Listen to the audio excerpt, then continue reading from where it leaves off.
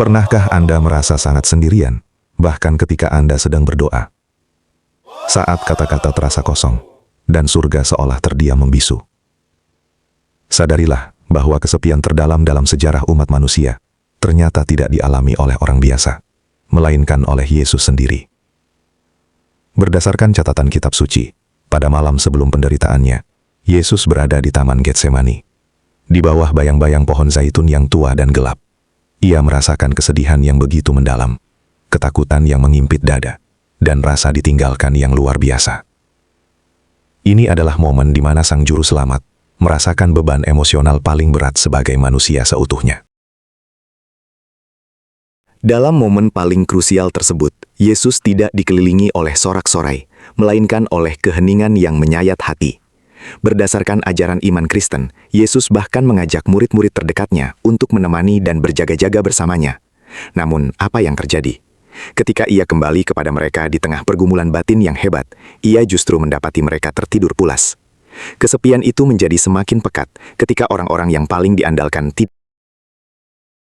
Seringkali kita merasa bersalah ketika doa kita terasa hampa, seolah-olah iman kita sedang memudar atau Tuhan memalingkan wajahnya. Namun, melihat peristiwa di Getsemani, kita menyadari bahwa merasa sepi atau ditinggalkan bukanlah tanda kurang iman. Di sana, Yesus berdoa dengan sangat sungguh-sungguh, memohon agar cawan penderitaan itu lalu daripadanya. Meskipun doanya begitu kuat dan tulus, Bapa di surga seolah terdiam dalam keheningan yang misterius. Keheningan Tuhan bukanlah bentuk penolakan, melainkan bagian dari sebuah rancangan penebusan yang jauh lebih besar dan agung. Mari kita renungkan kehidupan kita saat ini. Berapa banyak dari kita yang duduk di bangku tempat ibadah, melipat tangan, memejamkan mata, namun hati kita menjerit dalam kesendirian. Kita berjuang menghadapi penyakit, kehilangan, masalah keuangan, atau hancurnya hubungan, dan seringkali merasa memikulnya sendirian tanpa ada yang peduli. Menurut ajaran spiritual, saat-saat doa yang terasa kering dan kosong ini justru merupakan momen ujian sekaligus pendewasaan rohani. Perasaan ditinggalkan ini mengajak kita untuk mengevaluasi kembali motivasi kita dalam mencari Tuhan. Apakah hanya sekedar mencari kenyamanan emosional atau sungguh-sungguh mencari kehadirannya? Alih-alih menjauh atau merasa ditolak, kita diundang untuk melihat kesepian ini dari sudut pandang yang berbeda. Kesepian di saat berdoa adalah undangan khusus untuk menyatukan penderitaan kita dengan penderitaan Kristus.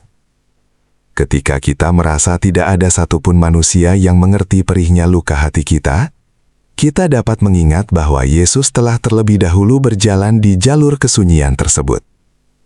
Penderitaan dan rasa sepi yang kita alami tidaklah sia-sia jika kita meletakkannya di kaki salib. Melalui persatuan penderitaan ini, luka batin kita diangkat dan diberi makna yang baru oleh kasih karunia Tuhan. Jadi, bagi Anda yang saat ini merasa doa-doanya seperti menggema di ruang hampa, jangan pernah menyerah dan jangan berhenti berdoa. Ingatlah Taman Getsemani. Kesepian Anda sudah dikenali dan dipahami oleh Dia yang menciptakan Anda.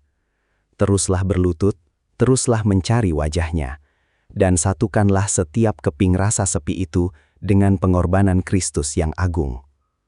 Berdasarkan ajaran kitab suci, setelah malam yang paling gelap sekalipun, fajar kebangkitan pasti akan menyingsing. Tetaplah setia dalam keheningan, karena di dalam keheningan itulah iman sejati diuji, dibentuk, dan akhirnya dimurnikan.